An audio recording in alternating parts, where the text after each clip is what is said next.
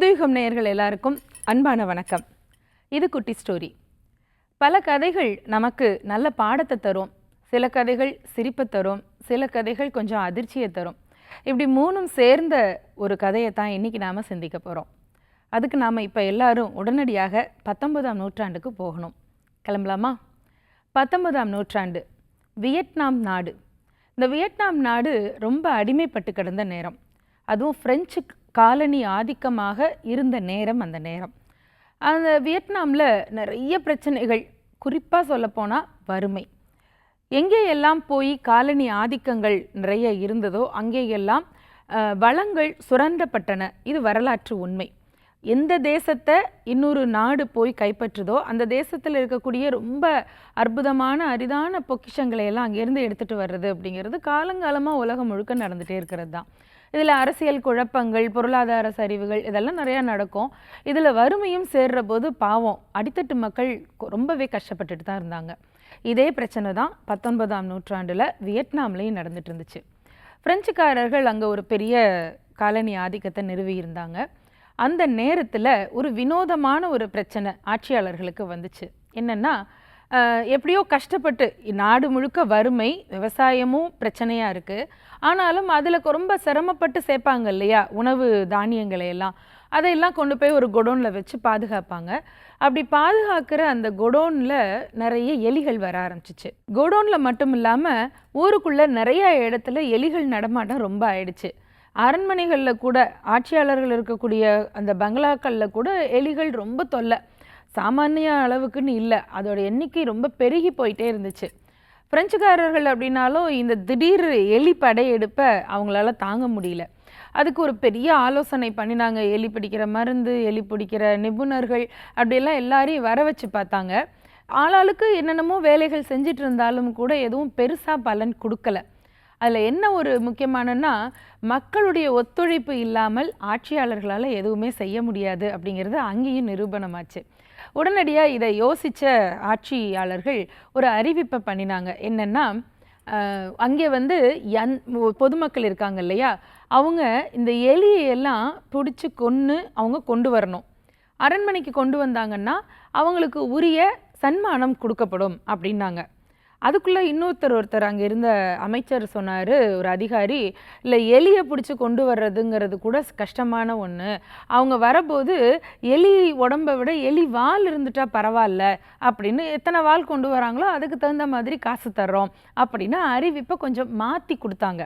ஏன்னா நிறைய எலியை கொண்டு வந்து அரண்மனையில் போட்டால் அரண்மனை நாரி போயிடும் அப்படின்ட்டு, வாலை மட்டும் கொண்டு வாங்க அப்படின்னு. உடனே அங்கே நாட்டில் உள்ள மக்கள் எல்லாரும் நிறைய பேர் அவங்கவுங்களால முடிஞ்ச மட்டும் எண்ணிக்கைகளில் எலி வாலை கொண்டு வந்து அரண்மனைக்குள்ள கொடுத்தாங்க. எத்தனை வால் கொடுக்குறாங்களோ அதுக்கு தகுந்த மாதிரி பணம் கொடுத்துக்கிட்டே இருந்தாங்க. இது பல மாதங்கள் தொடர்ந்து போய்கிட்டே இருந்துச்சு.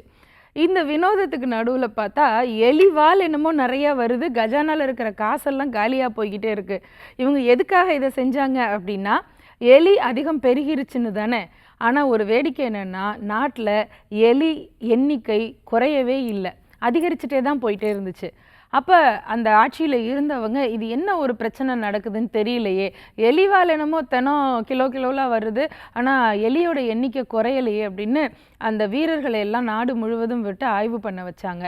அப்போ தான் தெரிஞ்சுது, ஒரு குடிசை பகுதிகள் எல்லாத்துக்குள்ளேயும் போகிற போது பார்த்தா மக்கள் எல்லாரும் என்ன பண்ணியிருக்காங்க, எலியை பூரா கொன்னுட்டா அது எண்ணிக்கை குறைஞ்சு போயிடும், குறைஞ்சிட்டா திருப்பி வால் கிடைக்காது, வால் கிடைக்கலைன்னா வருமானம் கிடைக்காதுன்னுட்டு மக்களே கூடி ஒரு முடிவு பண்ணிட்டு, எலியை கொல்ல வேண்டாம், பிடிச்சி அதை வாலை மட்டும் வெட்டி அரண்மனைக்கு எடுத்துகிட்டு போயிடுவோம், எலியை விட்டுட்டா தானே அது திருப்பி இனப்பெருக்கம் செஞ்சு அதோட எண்ணிக்கை அதிகமாகும், அதனால் அது வளர்ந்து வர வாலை மட்டும் கொண்டு போவோம்ட்டு தினம் எல்லாரும் கையில் கிடைச்ச அளவுக்கு எலி வாலை கொண்டு போய் கொடுத்து காசு சம்பாதிச்சுட்டு திரும்ப வந்திருந்துருக்காங்க. இது நடந்துகிட்டே இருந்திருக்கு. அப்புறமா பிரெஞ்சுக்காரர்கள் ஒரு முடிவு பண்ணி இந்த எலிவால் திட்டத்தை ரத்து பண்ணினாங்க. இது 19ஆம் நூற்றாண்டில் நடந்துச்சுங்க. வியட்நாமுக்கு எலி பிரச்சனை அப்படின்னா, இந்தியாவுக்கு பாம்பு பிரச்சனை வந்தது. இந்தியாவினுடைய பல வட மாநிலங்கள்லாம் பாம்பினுடைய எண்ணிக்கை அதிகமாக போயிட்டே இருந்துதான். அப்போ ஆங்கிலேயர்களுடைய ஆட்சி நம்ம நாட்டில் இருந்தது. அதுக்கு என்ன பண்ணியிருக்காங்க, எந்தெந்த பகுதிகளில் எல்லாம் பாம்பினுடைய அந்த எண்ணிக்கை அதிகமாக இருக்கோ அங்கேயெல்லாம் இந்த பாம்புகளை எல்லாம் கொண்டு வந்துட்டா அவங்களுக்கு வெகுமதி கொடுக்கப்படும், பரிசு கொடுக்கப்படும் அப்படின்னு சொல்லியிருக்காங்க. நம்ம ஆட்கள் என்ன பண்ணியிருக்காங்க, எலிவால் மாதிரி பாம்பு வாலை எடுத்துக்கிட்டு போகலை, நிஜமாவே பாம்பை கொன்று தான் எடுத்துகிட்டு போயிட்டே இருந்தாங்க. இதுவும் கொஞ்சம் மாதம் தொடர்ந்து போய்கிட்டே இருந்துச்சு. ஆனாலும் விஷப்பாம்புகளுடைய எண்ணிக்கை குறையவே இல்லை. என்ன நடந்திருக்கு அப்படின்னு அப்புறமா ஆராய்ச்சி பண்ணுறதுக்கு ஆய்வாளர்களை அனுப்பி பார்த்தா, அந்த மலை கிராமங்கள், குக்கிராமங்கள், அந்த ரொம்ப ரூரல் ஏரியான்னு சொல்லுவோம் இல்லையா, அந்த பட்டிக்காடு மாதிரி இருக்கிற ஏரியாவிலெல்லாம் போய் பார்த்தா விஷப்பாம்பை அவங்கவுங்க வீட்டுக்குள்ளே கூடையில் வச்சு வளர்க்கவே ஆரம்பிச்சிருந்தாங்களாம். என்னையா இது இப்படி என்னமோ ஆடு கோழி வளர்க்குற மாதிரி பாம்பை வளர்த்திட்டு இருக்கீங்க அப்படின்னு கேட்டால், அப்போ அங்கே இருந்த ஒருத்தர் சொன்னாராம், இங்கே ஒன்றும் இல்லை, ஆங்கிலேய அதிகாரிகள் விஷப்பாம்பை கொண்டு வந்தால் காசு தரோம்னு சொன்னாங்க. நாங்கள்லாம் பார்த்தோம், ஒரு பாம்பை வளர்க்குறதுக்கு ஆகிற செலவை விட அவங்க கொடுக்குற காசு அதிகமாக தான் எங்களுக்கு கிடச்சிச்சு. அதனால பாம்புகளை பிடிச்சி கொண்டு வந்து நாங்களே வீட்டில் வச்சு பண்ணையாக வளர்க்க ஆரம்பிச்சிட்டோம் அப்படின்னு அந்த கிராமத்து மக்கள் சொன்னாங்களாம். உடனடியாக ஆங்கிலேய அதிகாரிகள் பாம்புக்கு பணம் கொடுக்குற அந்த திட்டத்தை இங்கேயும் ரத்து பண்ணினாங்களாம். எப்பவுமே தேவைகள் யாருக்கு அதிகமாக இருக்கோ அவங்க தான் அதிகமாக சிந்திப்பாங்க. அப்படி ஏதாவது ஒரு சூழலில் கொண்டு போய் அப்படி சிக்கிக்கிற போது மூளை ரொம்ப பிரகாசமாக வேலை செய்யுமாங்க இல்லையா, மூளை எப்படியெல்லாம் வேலை செஞ்சுருக்கு பாருங்க நம்ம நாட்டில் மக்களுக்கு. சிந்திக்கலாம். நன்றி.